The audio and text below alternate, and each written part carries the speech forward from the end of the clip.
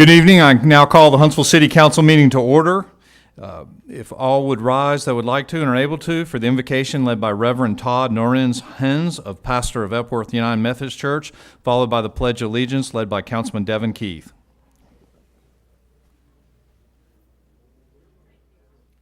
Gracious God, as we come together as a city in pursuit of the common good and make decisions about our shared future, fill us with a sense of care and concern for one another. Let us not look to our own interests, but also to the interests of our fellow citizens. Guard us against the poisonous division, personal attacks, echo chamber thinking, and narcissism that is far too prevalent in modern American politics today.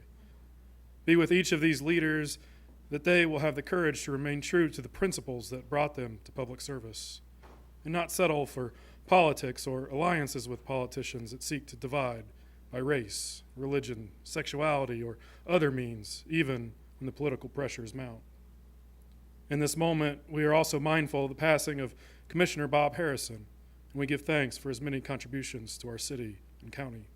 May his spirit of service for and with the less fortunate fill us all with inspiration and a desire to make government truly work for the people. As Huntsville bustles with new development and exciting potentials, let us all remain true to the calling of our higher selves and not settle for anything less. Amen. Please turn and place the flag. Allegiance to the flag of the United States of America and to the republic for which it stands, one nation, under God, indivisible, with liberty and justice for all.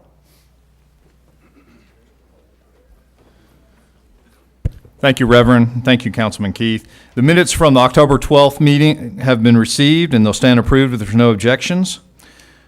We're now at resolutions and special recognitions. Mayor, you have the floor.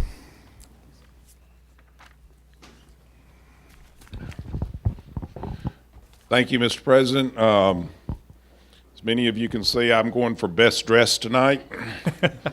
We have the Space Symposium tonight, which is the Von Braun Space Symposium. And I have to be out there in a little bit, so didn't have time to change. I'd like to ask, we have a presentation of a life-saving medal tonight. And these are very special. These are when people step out above and beyond their duty and do something special for the community and actually save a life. And I would like to ask Chief Kirk Giles to come forward and do a presentation on it. And tell us the story of Officer Chase Shannon. Thank you, Mayor. This is Officer Chase Shannon. On August 31st, 2017, Officer Shannon was responding to a possible heroin overdose. He arrived on the scene prior to medical personnel getting there and found a female that was lying inside the residence on the ground, unresponsive and extremely pale. A resident was attempting to perform mouth-to-mouth at that time, but Officer Shannon relieved that resident and began performing chest compressions. While performing several sets of compressions and checking for a pulse, he was finally able to witness the female attempting to make breathing sound. Medics later arrived on the scene, took over the efforts to revive her, and was able to get her pulse going, or keep it going, I should say, until medical aid could be rendered. Further medical aid could be rendered to the hospital. And so the female would have ultimately lost her life to cardiac arrest if it had not been for the efforts of Officer Shannon. We'd like to present to you, it's our honor to present to you the Department's Life Saving Award and Medal.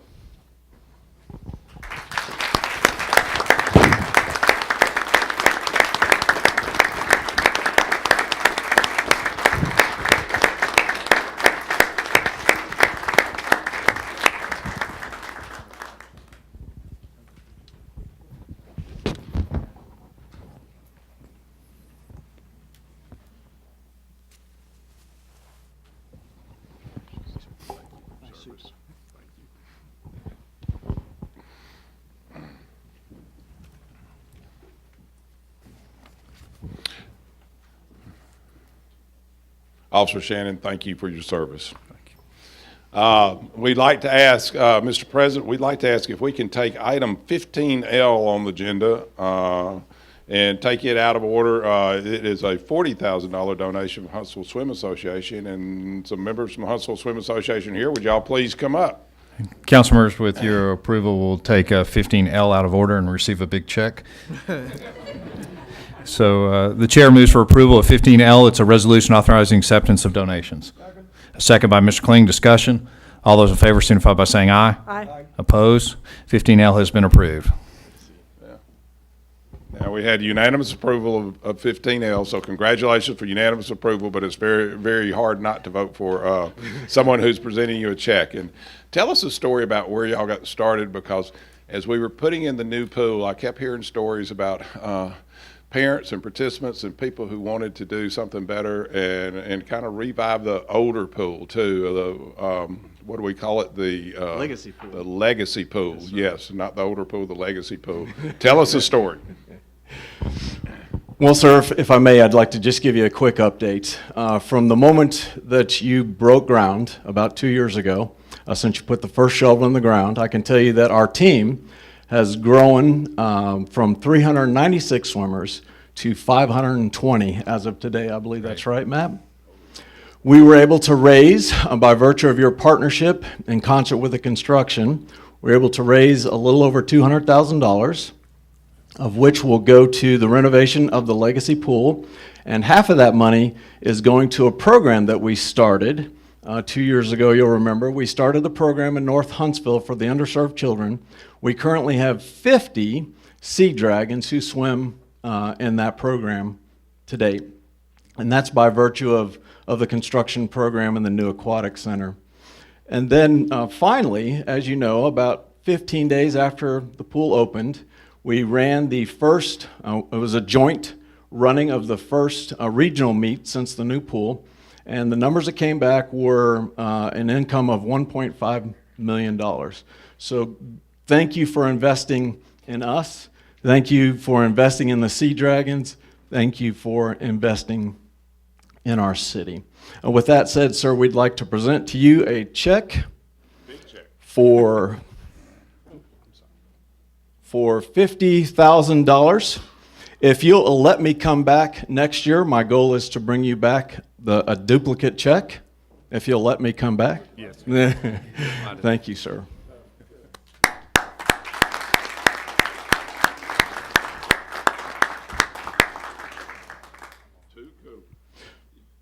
We'd also like to present the city, Matt, a picture that was taken on the inaugural splash of the pool here on the left, and that is a current picture of our team this summer.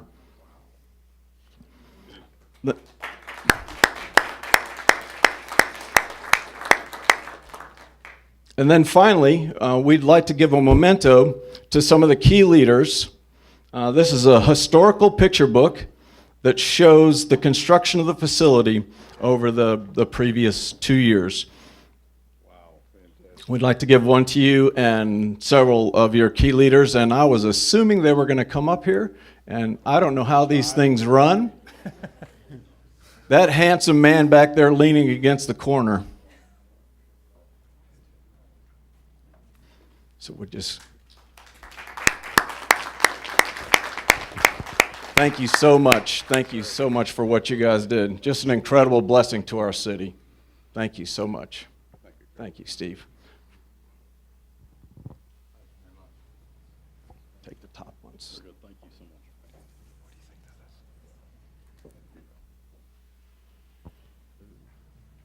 Sir, thank you again. Oh, thank you. And let me say, this was kind of the leading crew of General Services, Parks and Recreation, who sat down and put this plan together and made sure that it all came about in the right way. John Hamilton had a big role in it, doing it, but also the City Council had a big role in it, because the City Council had to vote for every one of the dollars to be expended for this, and they did a great job.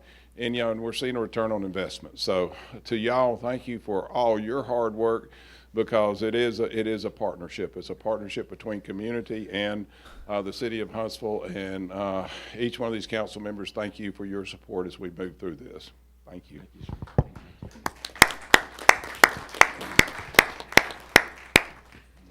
Thank you. All right, and I'd also like to call up, we have an Employee Incentive Award. I'd like to call on Chief Kurt Giles to come up for his presentation. And if you would bring Jessica Wynn with you. Jessica has been an integral part of the police department for a long time and put up with these guys forever. So I would like to, Chief, tell us about the Incentive Award, please. Thank you, Mayor. As Mayor mentioned, Jessica has been employed with the police department since 2003. Her current position with our department is that of police program manager. And as a part of her duty, she advises us on the financial impact of internal program, as well as giving us cost analysis of new projects under consideration. Well, one project that she's always long advocated for was for us to establish our own long-term evidentiary vehicle storage. And this was with the belief that this would save us money if we had our own lot, if you would. The long-term storage contained vehicles that have been impounded for various reasons, for their involvement in various crimes or incidents that we're under investigation. In years past, the storage fees have cost the city on an average of $30,000 a year, and it was projected to double this year with a rate increase that was approved. So in 2017, under her initiative, the police department was able to secure a half-acre of city property that was across the street from our public safety complex. And due to her diligence and coordination, she saved money by coordinating and utilizing other city departments like general services and landscape management to perform a large scope of the work that was necessary. Because of the new location proximity to the public safety complex, a lot of valuable man hours and expenses such as traveling back and forth was saved because of where it was. Basically, with the recent increase in storage fees, this lot will save us approximately $60,000 a year for the years to come. Jessica, thank you so much.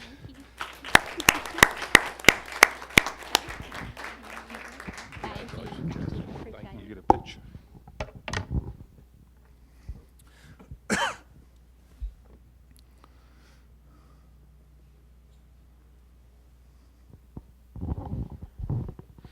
Thank you so much, Chief. And Jessica, thank you. With employees looking for ways to save money every day, thank you so much. It helps helps our money go a little bit further. I will not be here for our comments, but one thing that I would like to leave everybody with. This last week we had 2 deaths which kind of affected us. One was Ralph Timberlake, and Ralph would stand over that microphone and say, "I rise in opposition," quite often. And Ralph was a great person. He worked on his vocabulary and had the best vocabulary of anybody who addresses the council. And if you would write down his words and look them up, you would every time make sure that you would find that he put them in the right context and the right tenses, and that they did fit into what he was saying, even though sometimes it took us a little while to understand what was being said. Ralph died last week and has been kind of a member of the family of the city council for a long time. And to each of us, our thoughts and prayers go out to his family, his friends, the people who took care of him, and we say thank you to them. And also Bob Harrison.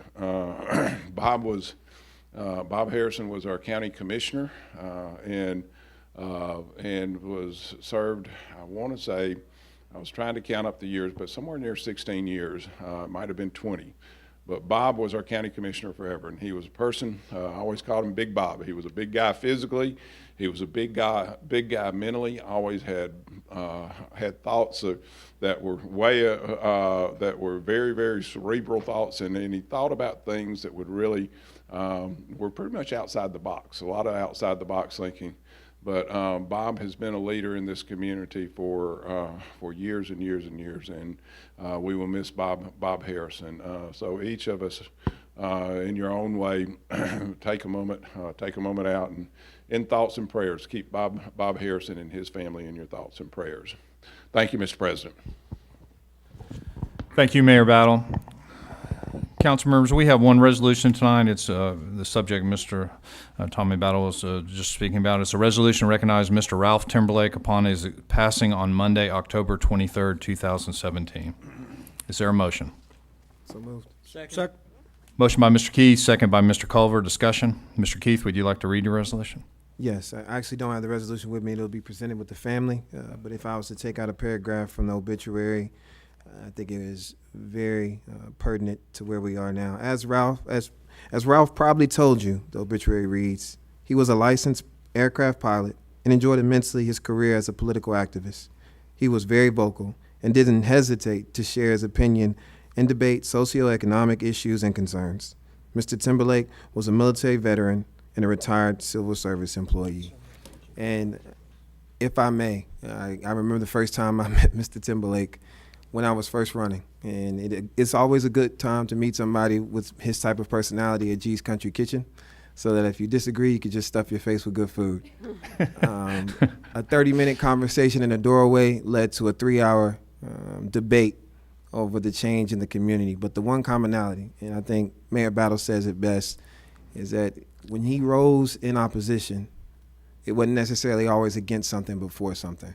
And I never saw it that way. And I see a new vision of that now in the circumstances and situations that I find myself in this part of my career, that not necessarily fighting against something doesn't mean you're not fighting for something.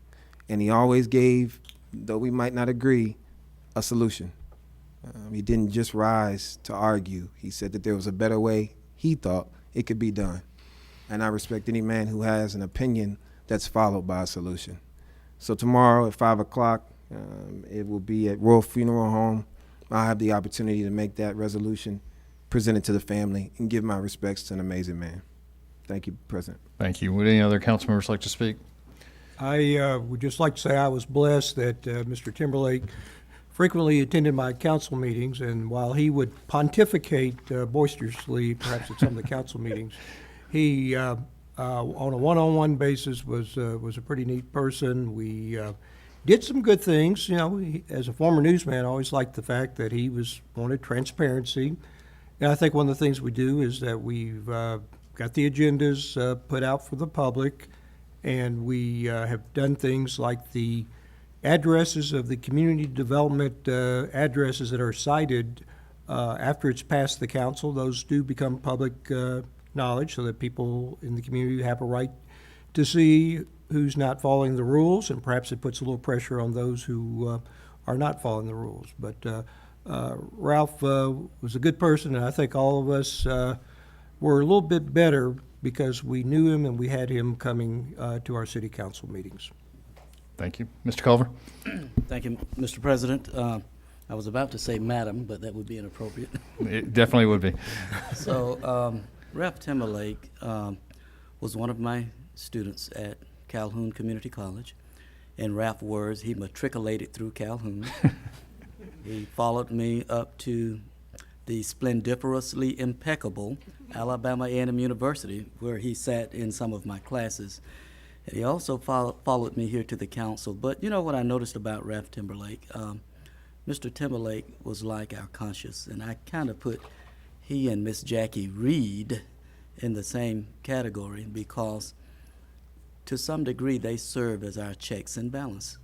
Now, I know some people may look at what they say and think, why are they saying that? But they really do make a lot of sense. And we're certainly going to miss Ralph, but the good side of that is that we still have Miss Reed. Thank you, Mr. President. Further discussion? Ms. Robinson? I think what I appreciate the most about Ralph was his courtesy. He was courteous to the point of almost being chivalrous, which is something you don't see much these days. I appreciate that when he came to these meetings, even when he disagreed with us, he was always extremely respectful and kind. He always wished people, the women always got a happy Mother's Day, the fathers always got a happy Father's Day. He was just so incredibly kind. And I think the lesson that Ralph leaves all of us is that you can disagree without being disagreeable. And that made me want to work with him. So I will miss that. Thank you. Call for a vote. All those in favor of the resolution, please signify by saying aye. Aye. Opposed? It carries. We have no business with outside legal representation. We do have public hearings to be held. Now is the time and place for a public hearing on a resolution authorizing the city clerk treasurer to assess the cost of the cutting and removing of grass and weeds against certain properties. Ms. Jordan? Yes, Councilman Russell, Council, Mayor, this resolution identifies 38 properties that were in violation of the city's grass and weed ordinance. 27 of the property owners were local and 11 are out of state. All 38 owners received written notification by first-class mail that they were in violation of our ordinance and were given 14 days to correct the violation. They all failed to correct the violation in time, so community development staff cut these properties. The owners were notified about this proposed action tonight. Thank you. Does anyone from the public wish to address the council on this particular issue? Seeing none, the public hearing is closed. The chair moves for approval. Is there a second by Mr. Kling? Discussion. All those in favor signify by saying aye. Aye. Opposed? It carries. Now is the time and place for a public hearing on a resolution authorizing the city clerk treasurer to assess the cost of the boarding and securing of certain properties. Ms. Jordan? Yes, Mr. Russell. The property identified in this resolution, 512 Lisa Lane, was found standing open and unsecure, and as a result, community development staff boarded and secured this property. The cost for boarding and securing was $248.74. We did request payment from the owner and did not receive it, so we're asking for your approval tonight to assess the cost. Thank you, Ms. Jordan. Does anyone from the public wish to address this particular issue? Ms. Reed, if you'll state your name and address for the record. Jackie Reed, Fountain Circle and Jack Coleman Drive. Thank you. You're welcome. Anyway, I would like to ask, when you say boarded up, do you cost for going out there and boarding it up and holding on to it, or are you going to tear it down, or what's the next step, and do you notify everybody? First time I've seen it boarding up. This is one Timberlake's. This is his agenda right here. But anyway, the boarding up, what's the cost of boarding it up? What does that mean? Yeah, the cost of boarding up was $248, and it means they secured the property, and we don't know what the next step is. It's up to the property owner. Okay, thank you. Does anyone else wish to address the council? Public hearing is now closed. Is there a motion? So moved. Second. Motion by Mr. Kling, second by Dr. Robinson. Discussion. All those in favor signify by saying aye. Aye. Opposed? It carries. Now is the time and place for a public hearing on a resolution authorizing demolition of an unsafe building constituting a public nuisance located at 3905 Gunnison Lane, Northwest Huntsville, Alabama. Ms. Jordan? Yes, Mr. Russell, this resolution will authorize the demolition of an unsafe building constituting a public nuisance at 3905 Gunnison Lane, Northwest. The owner and interested parties were notified of this request by certified mail. They might be here tonight as a result. We have photographs of the property for your review. That's what you're looking at now. The property was initially inspected by staff on both August the 29th and August 30th, with review by our independent contractor on the 29th of August. You might remember our independent contractors evaluate each property. This property scored a 91, meaning that 91% of the home essentially needs to be brought up to code or repaired in order for it to be feasible. An official notice was sent on the 13th of September requesting demolition and removal of the structure by the 13th of October. That didn't happen, so we're before you tonight to ask for your approval to confirm that this structure is a public nuisance and give us authority to demolish. Thank you, Ms. Jordan. Now it's time for the public. Ms. Reed? I'll ask some more questions. Sure. I've been wanting to go talk to some people about it. I'll ask them here. What's the cost of tearing the building down? And do they clean up the lot and the property in that price right there? All the stuff around it I've seen. And do they clean that up, or do they just charge for tearing it down? And I also have a real question. When you tear these properties down with community development, who's allowed to buy them, and how do you go about selling them? I've been wanting to know that for many, many years. Do you auction them off, or what? How do you decide who's going to buy them? Thank you. Thank you. Ms. Jordan, could you explain what the cost covers and how the property is left? Sure. We won't know the cost for the entire demolition and removal. That includes the tipping fees and other fees that we won't know until after the whole process is complete. And you will come back at the city to you. council at That's that time? correct. And Correct. we'll ask you for permission to assess the cost to the property owner. The property will remain owned by the property owner. At some point, it might, end up for sale on the courthouse square, or someone else might buy it, but the liens associated with the property will stay with the property. Right now, we have 33 outstanding liens on this property. Okay. The owners are out of town, and so our total liens right now are at a little over $11,000. The cost of this demolition will be added to that cost. And yes, we remove everything. We remove all of the building material that's left after the demolition, as well as any grass. This property has some dead trees, so that will all be a part of the cost. Thank you. Does anyone else from the public wish to address the council on this particular issue? Seeing none, the public hearing is closed. Is there a motion? Move to approve. Motion by Dr. Robinson, second by Mr. Culver. Discussion? All those in favor signify by saying aye. Aye. Opposed? It carries. Now is the time and place for a public hearing on a resolution for suspension of licensure for certain taxpayers.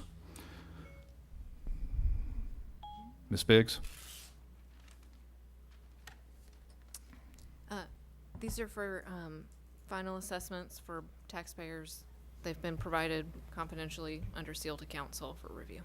Okay. Does anyone from the public wish to address the council on this matter? The public hearing is now closed. The chair moves for approval. Second. A second by Dr. Robinson. Mr. Riley, could you explain the process for the taxpayers' benefit? The process is a confidential one in that the identity of the taxpayers is not available for that, but basically it enables a process whereby you suspend their license to do business because they have not paid the appropriate taxes. And so that obviously would catch their attention at that point. If they continue to do business, then they are in violation of the law. Thank you. Further discussion? One comment. Item 6A4 and 6A5 seem to be identical, but there are significant differences between the two. Ms. Biggs, can you answer Comment that? to that? One is for the final assessment for people that we haven't gotten a response from, and the other is for the failure to file, that they haven't filed their tax return. Thank you. Okay, any other questions on number 4, 6A4? Call for a vote. All those in favor signify by saying aye. Aye. Opposed? It carries. Now is the time and place for a public hearing on a resolution for suspension of licensure for certain taxpayer. Ms. Biggs? This one is for the taxpayer's failure to file, and it's the same Failure to file. provided under seal to council. Does anyone from the public wish to address the council on this particular issue? Public hearing is now closed. The chair moves for approval. Second. Second by Dr. Robinson. Discussion? All those in favor signify by saying aye. Aye. Opposed? It carries. Now is the time and place for a public hearing on ordinance number 17-691, zoning 21.7 acres of newly annexed property lying on the west side of Balch Road and north of Bordeaux Lane to Residence 2A District. This was set September 14, 2017 at the regular council meeting. Ms. Nichols? This property is currently newly annexed property. This property was annexed back in July 2017. Currently, the property has no zoning designation. This is located on the west side of Balch Road and north of Bordeaux Lane, which is a part of the single-family detached subdivision that you see to the south of this property.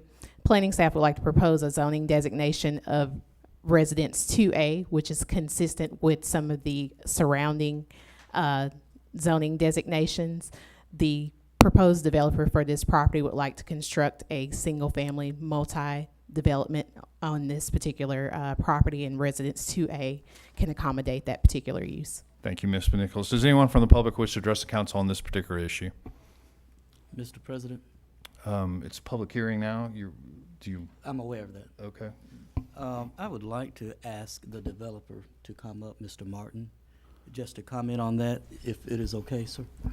Okay. Mr. Martin, if you'll give your name and address for the record, please. Yes, sir. Good evening, Eamon Martin, 548 Centennial Park Drive, Atlanta, Georgia.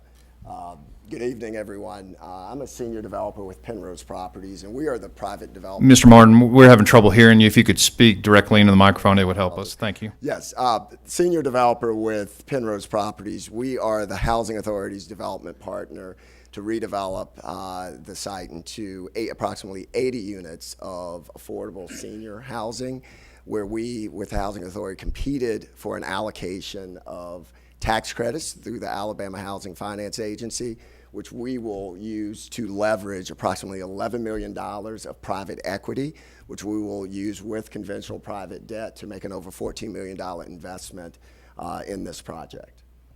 Thank you, sir. Is anyone else from the public wish to address the council? The public hearing is now closed. Is there a motion? Motion to approve. Motion by Mr. Culver. Is there a second? Second. Second by Dr. Robinson. Discussion? Yes, Mr. President. Mr. Culver. So we've had several town hall meetings, at least 2 town hall meetings at Hope Church, which is just diagonally across the street from this potential location. I just want the general public to know that this particular property is for seniors. Seniors meaning, I want to say 62 years of age and older, which none of us here on this day is qualified except Mr. Keith. No. But this is going to be a great addition to that particular community, and we are making sure that all of the I's are dotted and the T's are crossed.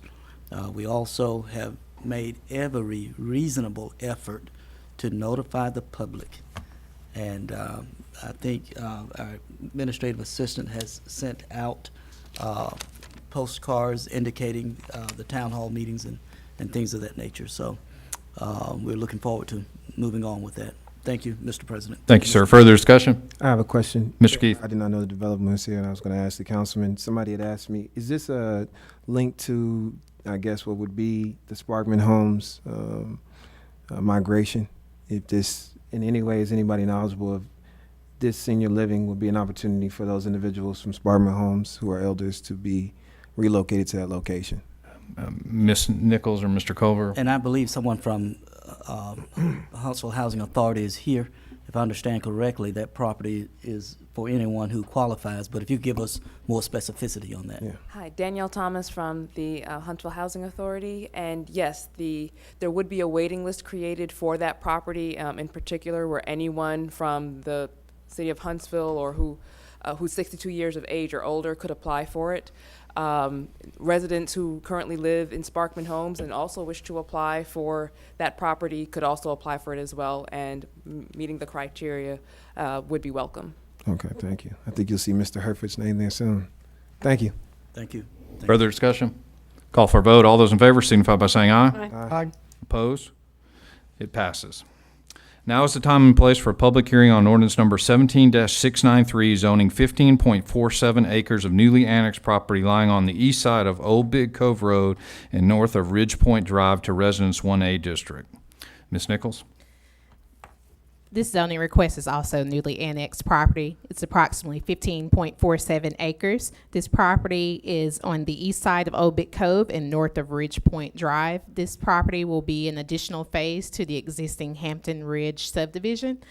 Planning staff would like to propose a zoning designation of Residence 1A, which is consistent with the remaining zoning of the Hampton Ridge neighborhood.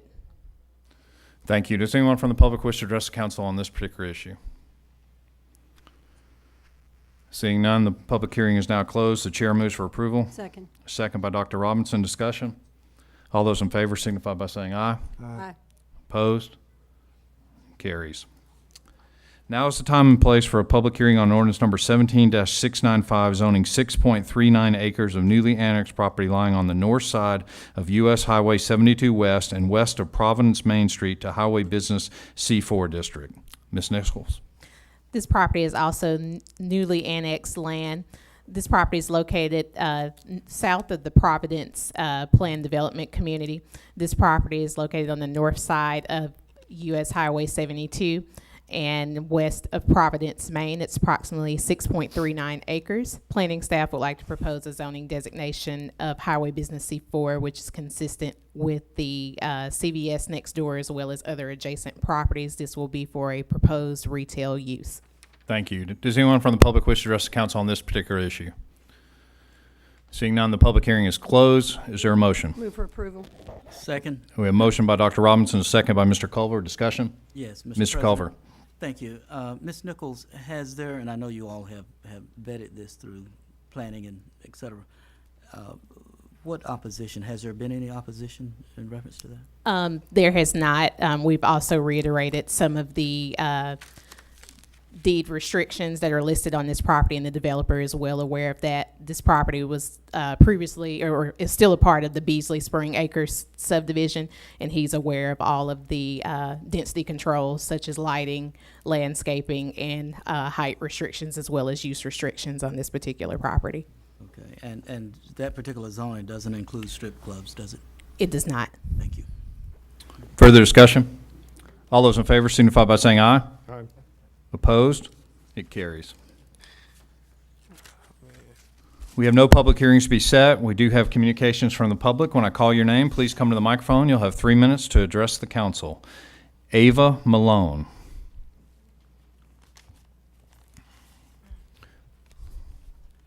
Hi, City Council. I'm Bob Labby from Harvest, Alabama. Make sure that's clear. I'm helping Ava to get her started, and she wants to make some comments to you. I've lived in this community over 60 years. I've known Tommy since he owned a restaurant owner, and Bill when you started becoming a city councilman. And I know you have hearts, and I know you have the care about your community. This is in reference to the North Bypass properties that you guys are obtaining, and the way it's being done and held to rush people out of their homes that they've been in for a quarter of a century. And they're giving her, Miss Malone, 90 days to vacate her property. Now, I know each one of you, if that happened to you, wouldn't like it. So I just wanted to help her get started, and she's got a lot of great facts and figures that she can present to you. And Mr. Labby, please give your address for the record. Yes, 315 Early Harvest Court, Harvest. Okay. Okay, please go ahead, Ms. Malone. I'm Ava Malone. I live at 504 Bob Wade Lane. I've lived there for 24 years. I built my house 24 years ago. I've heard for several years, well, starting back maybe not, around 95, that this highway was going to come through. The first thing they did is they took some property for the sewer that needed to come through there. But over the years, you know, I've been just waiting and waiting for this to happen. And it's been a long time. Well, now it's happening. They're giving me 3 months to get out of my house. They've told me December 26th they want me out of my house. And Ms. Malone, sorry to interrupt you. Who is they? This is Volkert.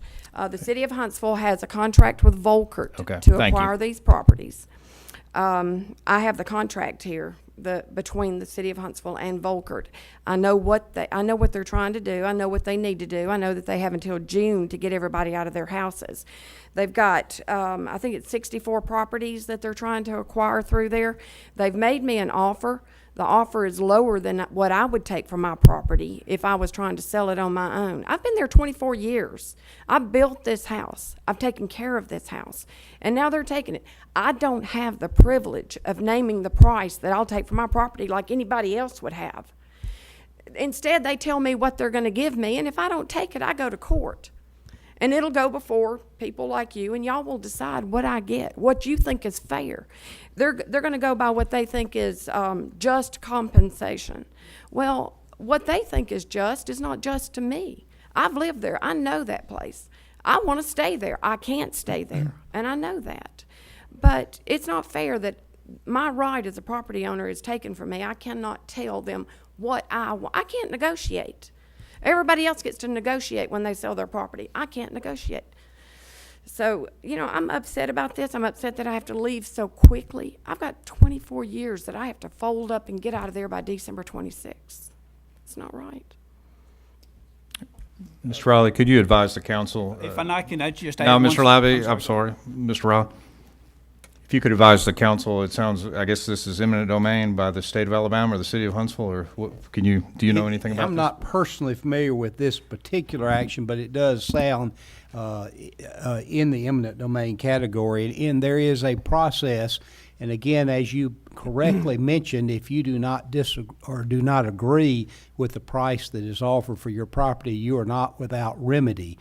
You are able to challenge that valuation in a court of law, and of course that would be one before citizens, and you would have an opportunity to present your information as to the valuation, and of course the people who are trying to take that property would have that as well. So you are not without a remedy there, and I understand and sympathize with your situation, but that is an opportunity or a methodology that is available when you're having to try to build a road or something of that nature. If I have to go to court to get what I think is right, but it will not be up to me. Ma'am, your time's up. Do you need to meet with someone privately, or Shane, could you meet? If it will do any Mr. good, Davis yeah, is right behind you, and he can explain the process? I know the process, yes. Okay. Do I come back next time? I would. You can come back anytime you want to. I'll be back. Okay. I would add one thing, and that is, of course, this is not the proper place for you to obtain advice on this. You would probably be well advised to obtain advice from private counsel. Yeah, I've talked to 2 attorneys, so I know the rules. But the thing is this is the city of Huntsville. This is the people of this community. This is my property that I've paid taxes on for all these years. I've taken care of Okay. it. And Ms. Malone, and to me, it is your responsibility to see that we're treated fairly when our properties are taken. You hired Volkert. Okay. You hired Volkert. Thank you, Ms. Malone. Your time's up. Sure. Mr. Tom Devenish? Mr. Devenish, is he here? Mr. Jerry Burnett?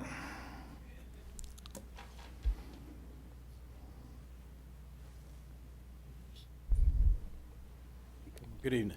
Good evening. I am Jerry Burnett, and I live at 2405 Green Hill Drive.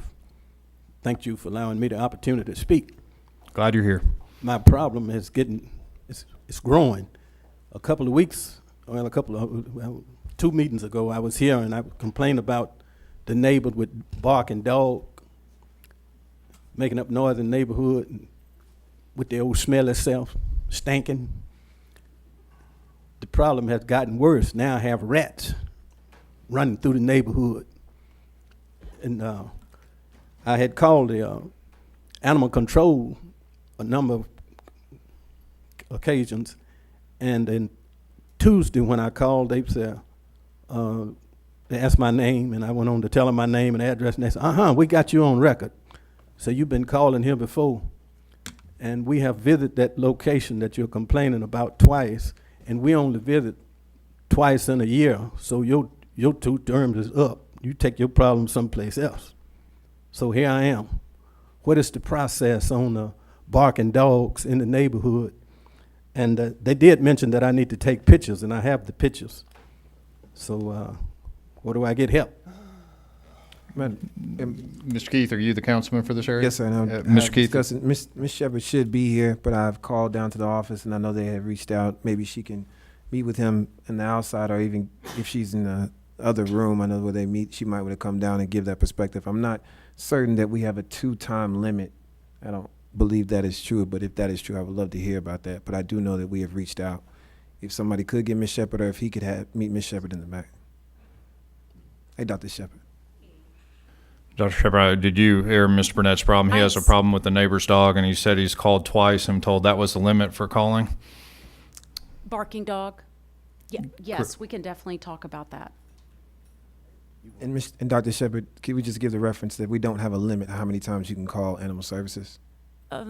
So what happens is we investigate twice on a barking dog in a given period of time, and usually then we recommend that the property owner then go ahead and call the city magistrate.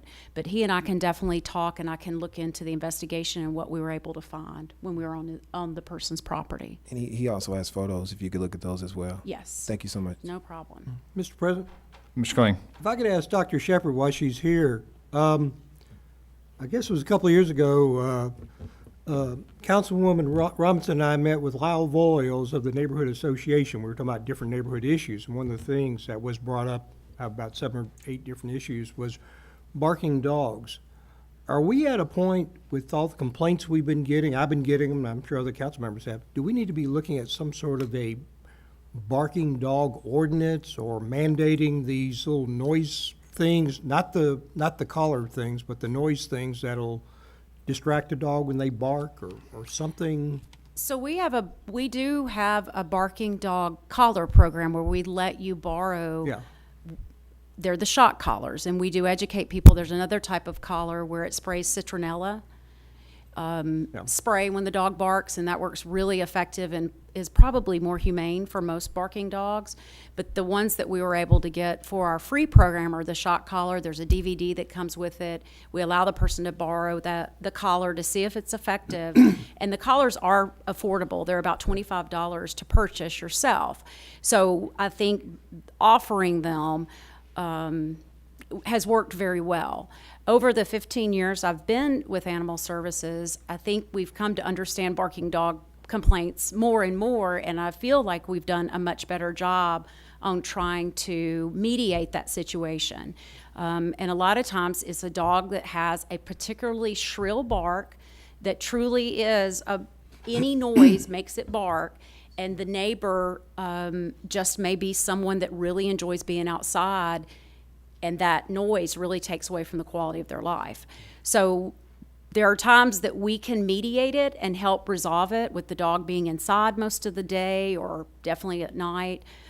There's other times where the complainant, the person that's concerned with the dog barking, really does need to go and seek the help of the city magistrate, and then it's brought before the judge. Okay. I know some people have used those little devices that are sonic, and I think you put them in your front yard and they put out a noise. I'm not sure they work very effectively, but I know exactly what you're talking about. It's a high-pitched noise that tries to interrupt the dog's barking cycle. What tends to work the best is removing the dog from what's causing them to bark, so bringing them in the house or putting one of the two collars on them. But it's a difficult issue, because often the pet owner says, well, of course the dog is going to bark. You know, dogs bark, don't they? And so you have to just start from ground zero and work your way up, explaining to the pet owner why it can be a nuisance. Thank you. You're welcome. Thank you. Mr. Thomas Piff?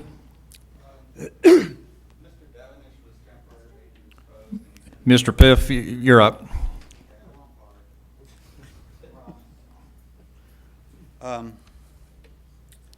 As you know, I love my Big Spring Park. Thomas Piff, 11314 Delcrest Drive, Huntsville, Alabama. It is our city's crown jewel. We've been told that we have increased the footprint of the park and spent $5 million of our tax dollar money to upgrade it and renovate it. I didn't know it was $5 million. That's more than I thought. Part of the footprint expansion was in front of the previous foray by the developer that's being considered for the new municipal building and tearing this building down. And previously they built directly onto the sidewalk of the existing park. And so now they have more green space in front of them, and it removes that embarrassment. The park is now surrounded by municipal structures. That's true. So we're going to replace it with an even taller building that will throw a permanent shadow on our central park. That makes no sense to me. Why don't we have the promenade, which would be handicapped accessible, be beautiful, lined with trees. We know how to build parks. We know how to build lakes. We can do all this without necessarily requiring a developer to be involved with that.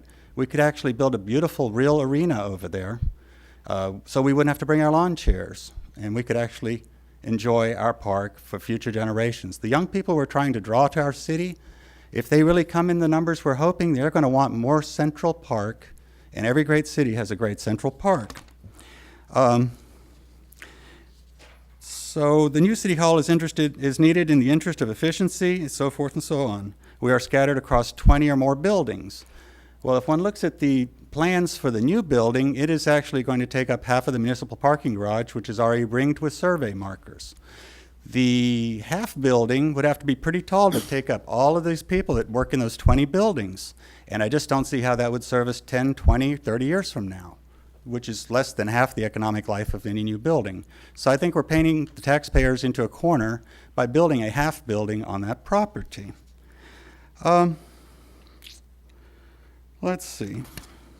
The Triad property building that already exists. does not have anything public, really. It has a bagel shop that closes at 5.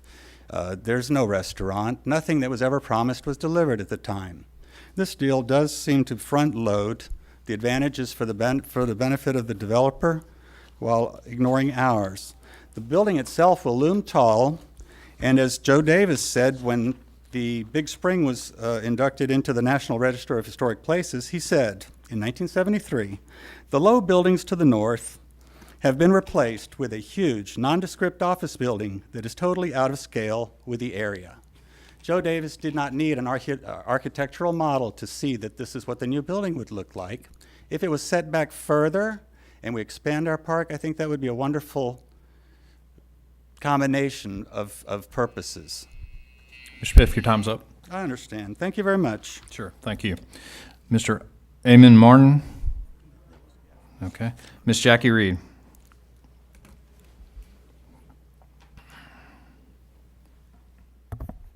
Good evening. Good evening. I guess I want to thank y'all for letting the public speak always.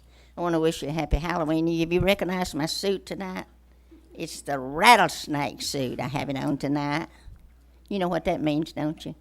I'll try to be good, but I had to pull it out, and my daughter said, "You need to wear it." I said, "Okay, I will." You didn't get to go to the beauty I guess I'm going to talk first about, I was really shocked to hear about my partner, Ralph Timberlake.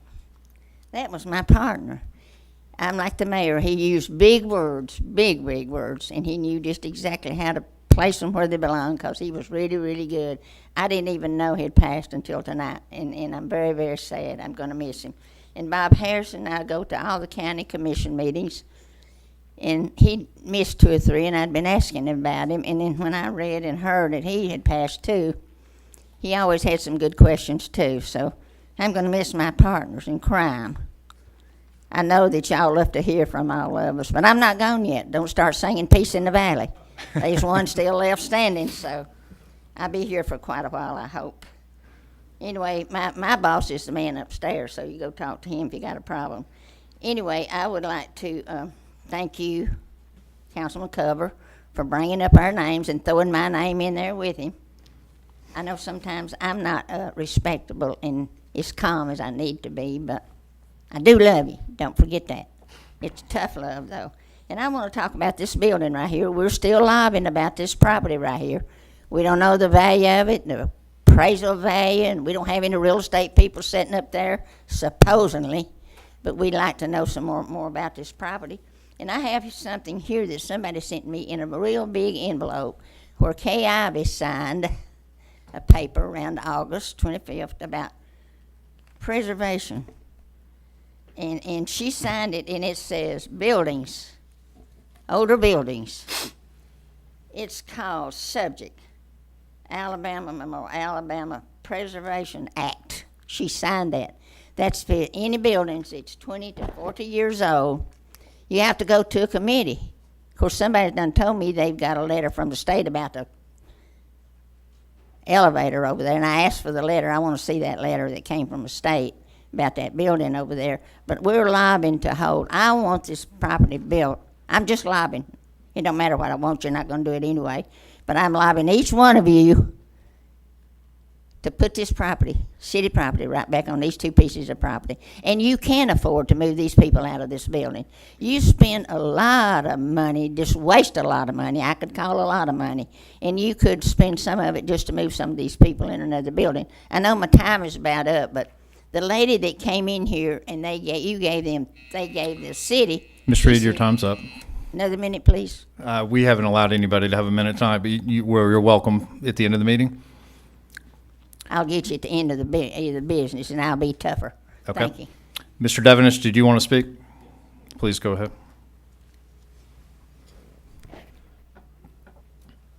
Tom Devonish, 2807 Castle Pine Circle. I wanted to talk to you again about the Fountain Circle redevelopment plans. I urge the Huntsville City Council to make a motion to cancel the LOI that's currently in place with Triad Crunkleton before they spend any more time on this unethical selling of the city property to a private developer. The current City Hall location should be either a new city hall or a new Madison County courthouse. You know that this last week they suddenly decided, after attending their meetings, that they suddenly decided that maybe they better do something about the Madison County courthouse. And so they are spending $13,000 with Chapman Sisson to figure out what they can do. One of the county commissioners wants to put some shops and restaurants in the bottom to make the wait at the elevator maybe less painful as you drink your cup of coffee or eat your greasy burger. But at any rate, it's a ridiculous waste of money. They should tear the thing down. It should be torn down before this building's torn down. So, but I'd like to know, you know, I sent an email to Urban Design Associates, to Rob Robinson, asking him, did he ever talk to the commissioners? They never talked to any of the county commissioners about building a new Madison County courthouse. And so I'd like to know how the Huntsville Planning Department, specifically Michelle Jordan, Dennis Masden, Jim McGuffey, who are American Institute of Certified Planners, could possibly justify not discussing replacing the old and ugly Madison County courthouse with Urban Design Associates. To me, that is unconscionable. And so, and the reason they didn't is because the mayor didn't want them to. And the reason the mayor has said that they don't want to get involved with us is because the $29 million Madison County courthouse ended up costing $86 million plus. I've heard it's closer to $100 million. And so John says that the new city hall, which we don't know who the architect is, what it looks like. Why don't we know what it looks like? If he knows that it's going to be under $50 million, how does he know what it's going to be under $50 million if we don't know what it looks like? And you know, we don't know who the designer is, the architect. Mr. Devyn, your time's up. Can I have one more minute? No, we didn't allow anybody to have 1 minute time. We were going to be fair tonight. Okay. Thank you. So 3 times 150,000, 150 or 50. Your time's million. up, sir. There's no Huntsville utility items. We do have board appointment nominations. We have a nomination to reappoint Jesse T. Horton to the City Tree Commission for a term to expire October 8, 2019 by Mr. Kling. We have a nomination to reappoint Burt Webster to the City Tree Commission for a term to expire October 8, 2019 by Mr. Kling. We have a nomination to reappoint J. Elbert Peters to the City Tree Commission for a term to expire October 8, 2019 by Mr. Kling. We have a nomination to appoint Nancy Colon to the Madison County 310 Board for a term to expire April 1st, 2019 by Dr. Robinson. We have a nomination to appoint Eric Wade to the Huntsville Ice Skating Complex Board of Control for a term to expire November 20th, 2018 by Mr. Kling. Are there any other nominations? Moving on, we're approval expenditures, Finance Committee report. We have a resolution authorizing expenditures for payment. I know we haven't established a Finance Committee. Mr. Kling, do you have that motion? Yes, Mr. Thank you. President. I would move for payment of vouchers in the amount of $7,671,061.89. Second the motion. Motion by Mr. Kling, second by Dr. Robinson. Discussion. All those in favor signify by saying aye. Aye. Opposed? It carries. Mr. Kling, do you have a Finance Committee report? No, Mr. President. Okay, and Mayor Battle's not here. Mr. Hamilton, do you have anything to say in this place? No, the mayor handled all his comments at the front. Thank you. Thank you. We're not communications from the council. We'll just go right from left tonight. Mr. Keith, do you have comments? Yes, sir. Thank you, Mr. President. Tomorrow, we're excited because of the hard work at Department of Recs and the staff. We will be building a playground in Northwoods at Calvary Hills. There's been a lot of excitement around this. We're expecting a large amount of individuals to come out from 7:30 to 5. I cannot pay you, but I can promise a good lunch and maybe some donuts early in the morning. But we will be building, and then subsequently we'll have the ribbon cutting on Monday. This is a very, very exciting project. One, it's near and dear to home. That's the community of which my childhood home is in. Two, That community is having a reignited feel. We've done a lot of work at Calvary Hills Center, the auditorium, the gym. We'll be working on the community garden. It is just going to be a wonderful place for children in that community to call home. So that's tomorrow at 7:30. I might get there at about 8:30, but if you get there at 7:30, somebody will be there. And hopefully we can finish it before 5. Again, to piggyback off of that, Mr. Timberlake's funeral will be tomorrow at 5 o'clock at Royal Funeral Homes. I wanted to give a brief shout out. I think I see somebody very familiar. Speaking of Calvary Hills, that is Ms. Chapman. Just recently, we had a police advisory council meeting. She was very adamant about bringing her class out, and we had a long, fun discussion in interaction with the police department, the chief, and David Little. And we were truly blessed that her students were engaged and honest in the conversation, of which I don't think happens often enough. And I think we learned some things from the city side. I know they learned some things from the police side, and subsequently the students learned a lot of things as well. October 30th, Monday, I will be back in here myself. I'll sit in the president's seat because I wanted to, and I'll be leading a council discussion, not a council, but a district discussion around the budget.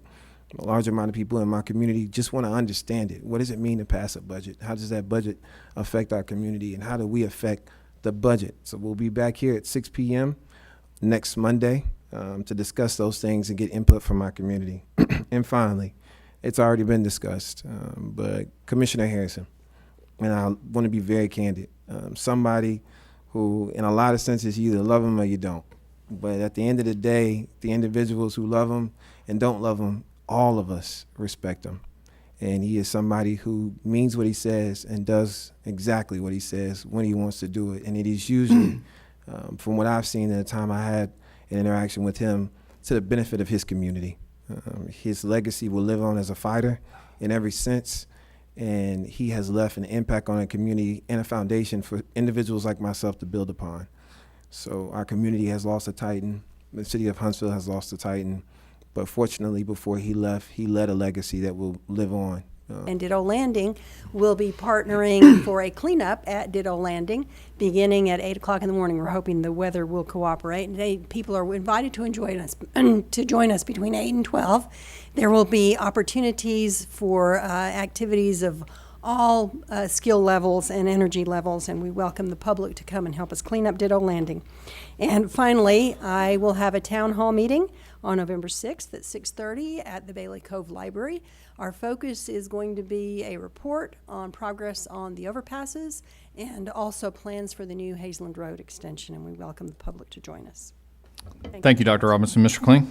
Thank you, Mr. President. Well, I want to give a shout out to John Oshesky and everyone at Huntsville Utilities that was involved. There had been a problem over on Woodall Lane in McThormore Acres with burned out street lights and a dark area where there was a need for a new street light. Huntsville Utilities, working with the city engineering department, came out at night. The light bulbs were replaced with brighter light bulbs, and the study was done to evaluate the darkness level and the distance, and decision was made to add an additional street light along Woodall Lane. And that's an area that had some challenges with crime and car break-ins, and that was very much appreciated by all that were involved in that. Also, I don't think Steve Ivy's in the room, but I want to commend him. There was a woman who had contacted me concerning the playground equipment at Archer Park. The mulch was a little too low, and it was hard for her baby daughter to play on the swing set.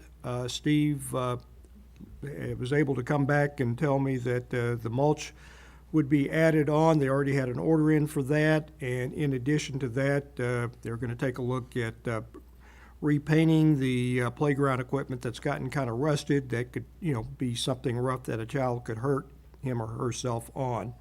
And a new baby swing is going to be added. So those things are very much appreciated by the residents of the neighborhood, and his quickness and responsiveness is really very gratifying as far as being a council member and getting to work on situations like those and seeing them getting resolved.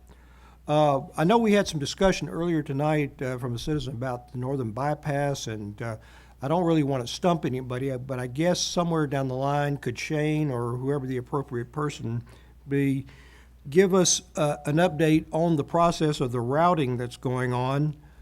I don't know anything about the routing and the criteria that they use. It just seemed to kind of jump out at me. If there are 61 pieces of property that are going to have to be bought, and many of those would have houses on it, that's a densely populated area. But again, it's just something that maybe whoever the appropriate person is could kind of get some information together and share it with the council members on that. I guess it just seems like off the top of my head, if it's 61 pieces of property and a lot of those have houses on it, that could get awfully expensive. And I don't think that's the most densely populated area. I don't know if there's any rerouting that could be done or not. But again, just want to ask if somebody could look at it and then just give the council members an update on the criteria of the process and where they are on that. And also, I'd like to ask, is Randy Cunningham here by chance? He's coming. Okay, we'll give it a take to come.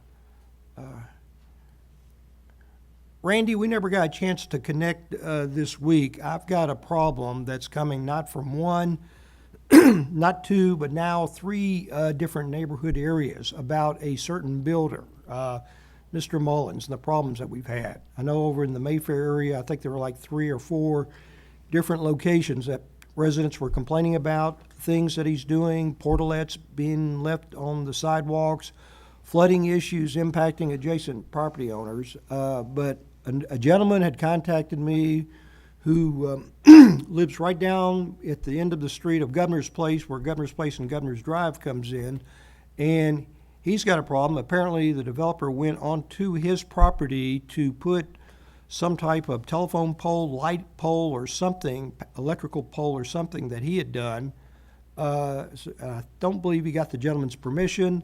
There's a big mess in the gentleman's yard, and the gentleman has tried getting it rectified for about the last 2 months, and nothing is being done. And, we can talk, later about the specifics, but that's going on there. Then we had a problem, I guess about 2 weeks ago or last week on Longwood Avenue, where there seemed to be some problems at the eastern end of Longwood, where that housing development project was causing a flooding problem on the adjacent property owner, and that person was having problems and not getting a responsiveness from the developer. And then over in Mayfair, I think there are at least 3 and possibly even 4 different areas where there have been problems that have come, Pansy Street, Overton, Day Street, and I think there was even another one going on. But anyway, we have problems that are going on, and then also I think Whitesburg at dawn, there's a problem going on. But I think we need to get something done where when builders build, they can, within reason, be, neighbor friendly. We've had other builders, building in the district, and I think I've only had one complaint about one house by one builder one time, in addition to all the complaints about this developer. And, I'd just like to see if something can be done. These folks, they build, and that's good, but they can still be neighbor friendly when they do all these things. Certainly. If you'll get us the addresses, we'll be happy. Okay, I can give you the individuals, and they contacted me. I didn't contact them, but it's just kind of seems to be a pattern. And it just seems like, if the ordinances need to be changed, or, building permits need to be reevaluated as far as, if it's going to cause a problem or not. I mean, I don't know what the answer is, but it just seems like there's a pattern coming from 3 different neighborhoods and, 6 or 7 problems over the years. And, we just all need to kind of work together and, be good neighbors and, understand there's going to be a little dirt that's going to get moved and messed up as you build. But, I think we just need to kind of see if the problem can If you'll somehow have be them dealt with contact me, better. I'll be glad to check into it. Okay, I'll get that information to you then. Okay. And, Mr. President, that is all I have. And, Ms. Reed, I hope you do have a great Halloween. And please don't forget, we're meeting again Thursday of next week, and we couldn't do it without you. Thank you, Mr. Kling. Mr. Culver. Thank you, Mr. President. Saturday a week ago, we had a cleanup day at Sherwood Park Pride Day, which I was extremely elated. Ms. Joey McKee with your team that came out and assisted us in that effort. Also, this past Saturday, I served on the panel at Christ Community Church for their Men's Day Conference. Had a great discussion there with Pastor Dr. Errol Johnson and other guests and dignitaries who served on that panel. Great event there. This Sunday, I will be at Calvary Church of the Nazarene. I will be speaking there Sunday morning at 10:45. Calvary Church of the Nazarene is located at the corner of Centaur and Telstar. So come out if you choose.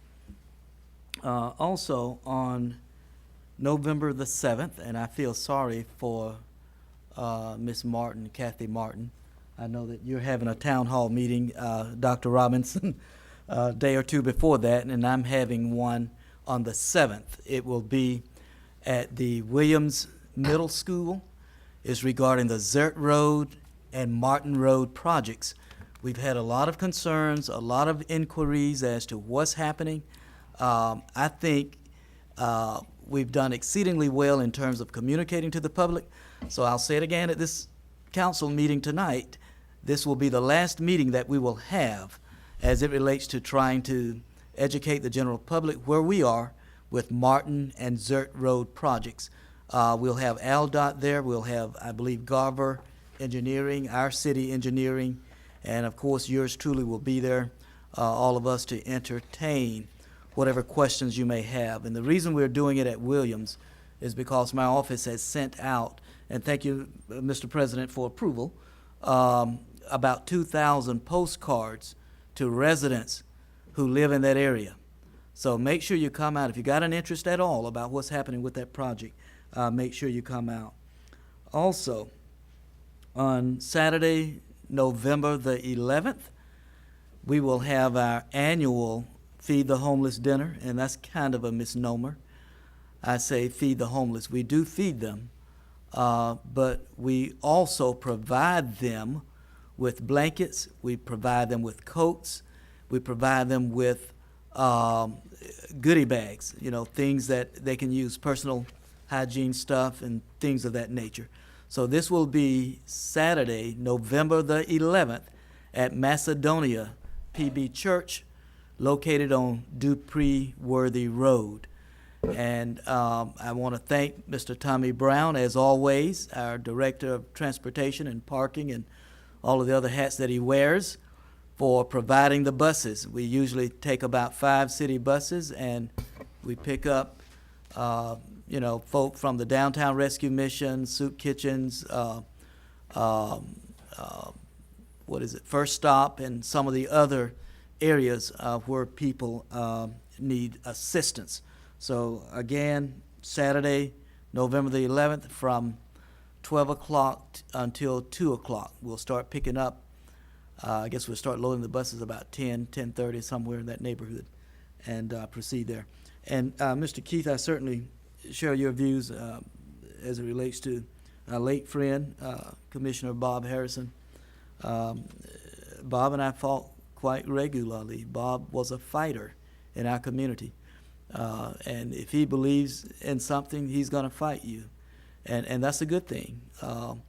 And our community certainly has suffered a loss.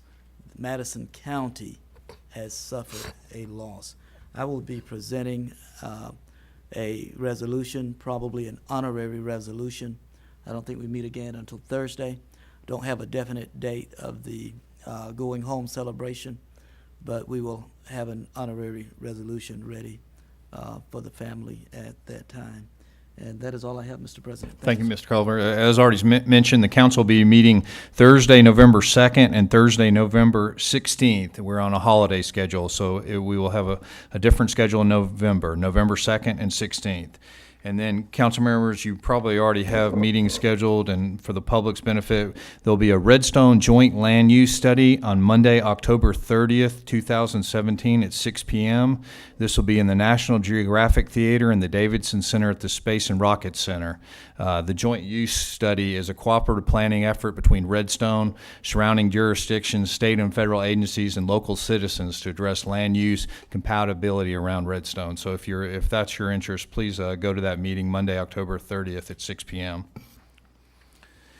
Council members, we're now at unfinished business items for action. 13A is ordinance number 17-815, declaring certain items surplus and selling them at a public auction. The chair moves for approval. Second. Second by Dr. Robinson. Discussion. All those in favor signify by saying aye. Aye. Opposed? It carries. B is ordinance number 17-816, annexing 25.35 acres of land lying on the north side of Dug Hill Road and north of King Drake Road. Move for approval. Second. Motion by Dr. Robinson, second by Mr. Keith. Discussion. All those in favor signify by saying aye. Aye. Opposed? It carries. We have a few items for introduction. 14A is an introduction of an ordinance amending Chapter 3, Article 2, subsection D of Section 3-27 of the Code of Ordinances of the City of Huntsville, Alabama, to update hours of operation within the Quigley District and Entertainment District 2. B is an introduction of an ordinance amending Chapter 3, Article 2, subsection C of the Section 3-28 of the Code of Ordinances of the City of Huntsville, amending the Providence District. C is an introduction of an ordinance establishing the price of land for sale in North Huntsville Industrial Park. Those items have been properly introduced. We're now at 15, new business items for consideration or action. Keep in mind 15L has already been approved. Are there any items you'd like to hold? Yes, Mr. President, I'd like to hold 15Q. 15Q? 15V, Mr. President. I'm sorry. 15Q. 15Q. Mr. Keith? 15V, Mr. President. 15V is in Victor? Yes, sir. All right. Are there any other items you'd like to hold? Right now we have 15Q and 15V as in Victor. 15A is a resolution authorizing the mayor to enter modification number 1 to the lease agreement between Venti Properties LLC and the City of Huntsville, Alabama for lease of property located in the Terry Hutchins Annex Building at 107 Jefferson Street North, Suite 9. B is a resolution authorizing the mayor to accept a grant from the Alabama Department of Public Health. C is a resolution authorizing the mayor to a real estate contract between the City of Huntsville and Meadow Hills Initiative, Inc. to sell property located at 2446 Shepherd Drive for the general benefit of the Meadow Hills community. D is a resolution authorizing the mayor to enter agreement between the City of Huntsville and the low bidder, Miller & Miller, Inc. for Aquatic Center access improvements, project number 7117 SP50. E is a resolution authorizing the mayor to agreement between the City of Huntsville and S&ME Inc. and Garver LLC for engineering design services for Greenbrier Parkway Extension Phase 4, project number 7118 RD01. F is a resolution authorizing the city attorney to seek a forfeiture of the surety bond issued by Travelers Casualty and Surety Company of America. G is a resolution authorizing the city attorney to settle a claim of Raymond Ross, Veronica Cheatham, Benjamin Ross, Eric Cheatham, and Sonia Ross. H is a resolution authorizing the city attorney to settle the claims FY 17-107 and FY 17-131, the state of Kenesha LaShonda Staden, deceased. I is a resolution authorizing the mayor to sign the plat entitled North Huntsville Industrial Park Phase 7. J is a resolution authorizing the mayor to lease license agreement between the City of Huntsville and the Healthcare Authority of the City of Huntsville doing business as HH Health System for surface parking on Lot K. K is a resolution authorizing the mayor to an agreement between the City of Huntsville and J. Smith Lanier and Company of Huntsville for the renewal policy of insurance with auto owners insurance on our parcel of land at 500 Church Street. 15M is a resolution authorizing travel expenditures. 15N is an ordinance amending budget order number 17-700 by changing the authorized personnel strength in various departments and funds. 15O is an ordinance amending budget ordinance number 17-700 by changing appropriated funding for various departments and funds. 15P is a resolution authorizing the mayor to agreements with low bidders meeting specifications outlined and attached summary of bids for acceptance. 15R is a resolution authorizing the mayor an agreement between the City of Huntsville and New South Architects for architectural service for the municipal court renovations located at 18815 Wheeler Avenue. S is a resolution authorizing the mayor to agreement between the City of Huntsville and Bird and Camback Architects LLC for architectural services for the Ben and H. Wilcoxon Municipal Ice Complex additions and alterations located at 3185 Lehman Ferry Road.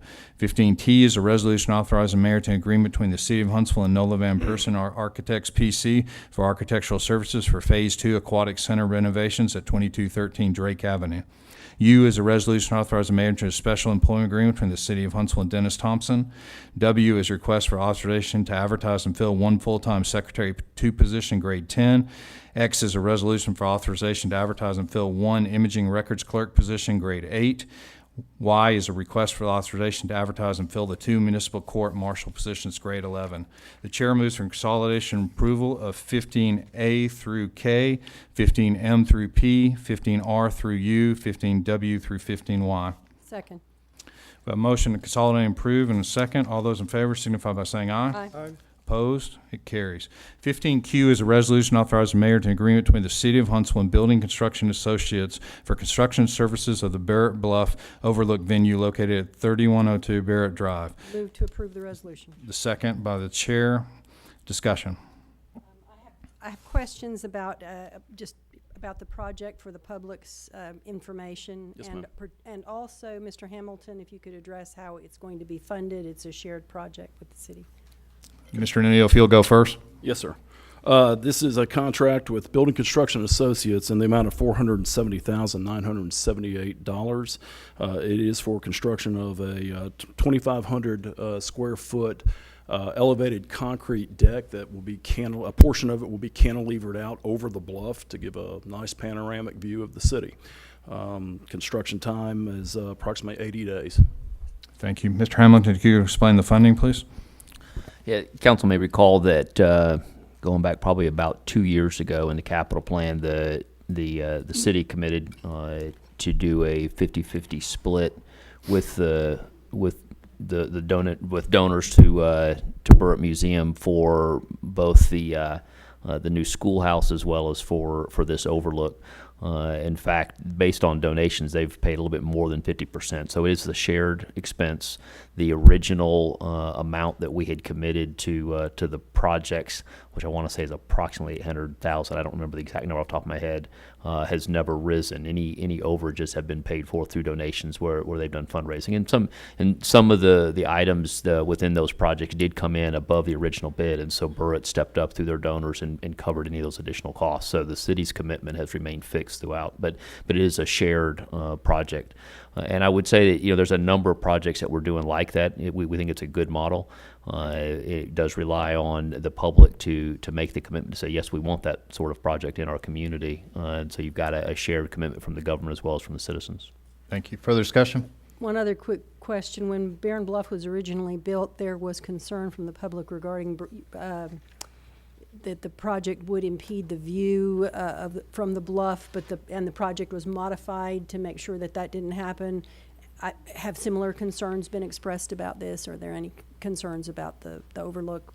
No, ma'am. This project did go before the Planning Commission, and it was approved at location, character, and extent. To my recollection, there was no questions asked during the public question phase. Well, Barren Bluff has been a tremendous success, and I'm sure this will be as well. Yes, ma'am. It's going to be very, very nice. Lovely. Thank you. Further discussion? All those in favor signify by saying aye. Aye. Opposed? It carries. 15V is a resolution authorizing the Director of Parking and Public Transportation to develop a parking program called Save a Spot for Veterans. Is there a motion? So moved. Second. Motion by Mr. Keith, second by Dr. Robinson. Discussion?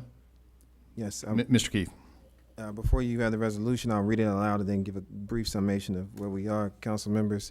Whereas the City Council of the City of Huntsville, Alabama desires to honor and recognize the members of the United States Armed Forces for their service to our country by establishing a parking program that would provide designated spaces for their parking in certain areas of the city. Now, therefore, be it resolved by the City Council of the City of Huntsville as follows. The city's Director of Public Parking and Transit shall develop a parking program called Save a Spot for Veterans within the city that provides designated parking for the use of the United States Armed Forces active duty personnel and veterans.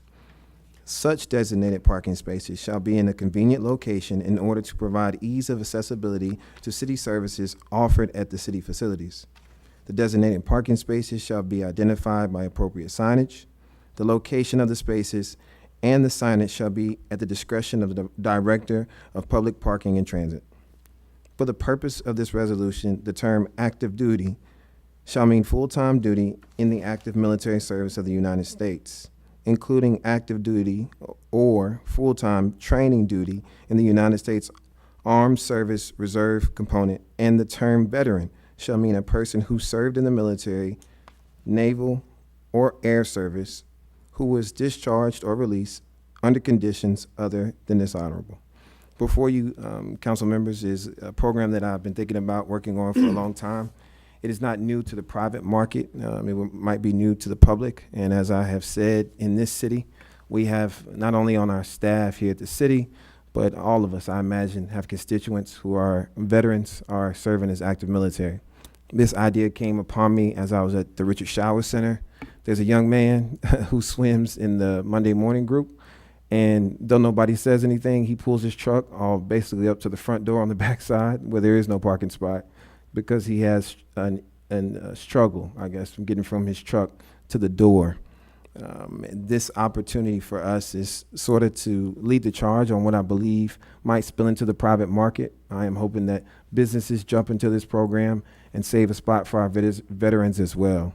The discretion, as it says in the signage, will be a discussion between administration. Obviously, I've gone to Colonel Hamilton, and we want to be respectful for the things that we put on the sign, as well as we want to have a demarcation that is known to the city and is aesthetically pleasing. This also can be used, hopefully, at other places in your district, maybe the natatorium, maybe even ballparks, and that conversation can be had with the director per the resolution. But what's before you is a program, I think, that makes sense to us all, and I think if we support it, sends a message to the love that we have in our community for our armed forces. Thank you, Mr. Keith. Further discussion? Yes. Mr. Culver. Yes, thank you, Mr. President. And Councilman Keith, I certainly want to commend you for the vision and the planning in terms of doing this. I think it's an incredible thing, and I certainly support you on that. Thank you. Thank you. I do want to make a quick reference. We are looking at, if done correctly, I know I haven't talked to Dan, but I'm pretty sure we can do it, and hopefully John can concur with this. If done within the time frame, I would like the first space to have the name Ralph Timberlake, as well as his, I guess, military rank, in that first place to be the closest one to City Hall. Thank you. Further discussion? All those in favor signify by saying aye. Aye. Opposed? It carries. We have legal department items. 16A is a vacation of easement, ordinance authorizing vacation of utility and drainage easement, Lot 22, Block J, Mountain Slopes Development, Plat Book 1, page 162, 1411, Monte Sano Boulevard. 2, I'm going to consolidate and approve them. 2 is ordinance authorizing vacation of utility and drainage easements, lots 28 and 29, The Meadows, 8121 Trail Meadow Drive. The chair moves to consolidate and approve. Second. Second by Dr. Robinson. All those in favor signify by saying aye. Aye. Opposed? It carries. We're now at non-roster communications from the public. If you'd like to address the council, please go to the microphone, state your name and address. You have 3 minutes to address the council. Ms. Reed. Have y'all stopped giving us a 1 minute? Y'all sound like you're in a hurry tonight and in a big hustle to get out of here. Settle down. We're on this end, okay? Appreciate it. Anyway, I didn't get through what I have to say a while ago. And clock's running, Ms. Reed, so let's get us. It was a joke. Go ahead. Go ahead. Cut me off anytime you want to. I write in the paper called Speaking Out News, and I can take you on right there or on Facebook. Keep turning it on. Anyway, did you make your announcement tonight, Mr. Russell? I'm not saying a word until you do. Anyway, I'm going to talk about the Zoning and the Variance Board, and the Planning Department. I got a real problem in that board, and I'm not smart by any means, but what they're doing is they don't ask these developers to bring their plans in here or what they're going to do. They just, big developer walks in here, it's automatically okay. And the public's sitting here fussing about drainage the city's not doing, traffic problems is not going, they don't have things done, and the city's not even done their job, and nobody knows anything about it. But if a developer wants it, just say yes and it's okay.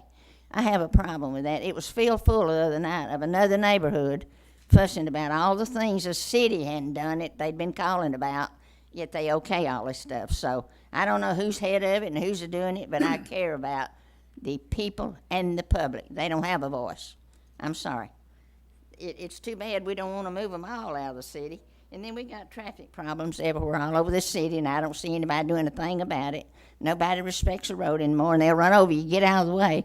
And whoever fixed Jordan Lane and University Drive, I don't know who inspected it. I want it re-inspected and find out who inspected that property up there. It's just bump, bump, bump. So they done it at night, and they done a terrible job, and it's really bad. I also want to know the price of what we're spending on City Center over here. Some of you come up with how much money so far. what we're doing over there, are we developing it? We got that John Lowry Road closed off, we're waiting until they get their buildings down. And whoever turned that corner and let that built out there right in that, golly, I'm not smart, but go look at that. Across the street from that hotel down here. Look at that big, sitting out in the middle of the road. Why do you allow this and go change the ordinances and give these developers, go look at that, please. And you tell me who come up with that planning. That's ridiculous. You can't even drive through there because you turn that corner, you might knock that big building down when they get it built. You gave them 7 acres. We paid $6.8 million for the Holiday Inn. I want to know exactly how much money the city of Huntsville is going to give all these people that you're working for and giving them our money. Thank you. I do love you. It is tough love. Thank you. Thank you. Would anybody else like to address the council? Mr. President? Mr. Kling? I think that was a valid request. Could we get Mr. Davis to come down and talk about how much we're investing, not giving, but investing in the city center, and I guess also what our payback from additional sales tax, property taxes would be for, let's say, like a 25-year period. You know, city center, how much we're putting in, 25-year getting. Councilman Kling, as far as the city's commitment to city center is only the streetscape that's around there, around Monroe and Williams. It's estimated about $3.5 million. The private development is about $350 million. I've presented that return on investment before this council. I just don't have it memorized in my head. As a matter of fact, I know my secretary reached out to Ms. Reed for a meeting next week, so we'll be happy to provide that information to her. Is it a reasonable assumption that the $300 million in capital construction, the sales tax off of the building supplies of that would exceed the $3.5 million? Oh, absolutely. I mean, if you just run the 58 mil property tax on that type of investment, you're talking over $1 million a year just in sheer property taxes. Okay, thank you. Thank you, Mr. President. Thank you, Mr. Kling. Does anybody else wish to address the council? Okay, before we close tonight, I have council president appointments to make. Two members to the Top of Alabama Regional Council of Governments. Mr. Kling has expressed interest. Is that correct, Mr. Kling? Yep. Mr. Kling, Mr. Culver, would you be willing to serve? Okay. We'll appoint Mr. Kling and Mr. Culver. The Community Action Agency of Huntsville, Madison, and Limestone Counties. In the past, Mr. Culver, you've expressed interest. Do you still wish to serve? Mr. Keepton. Okay. Okay, Mr. Culver, you have it. The Advisory Commission of Accessibility, the council president will do that. The City of Huntsville Insurance Committee will be Mr. Keith and Dr. Robinson. The chairman of the Finance Committee will be Mr. Keith, and the vice chairman of the Finance Committee will be Dr. Robinson. Is there any other business needs to come before the council? We're adjourned.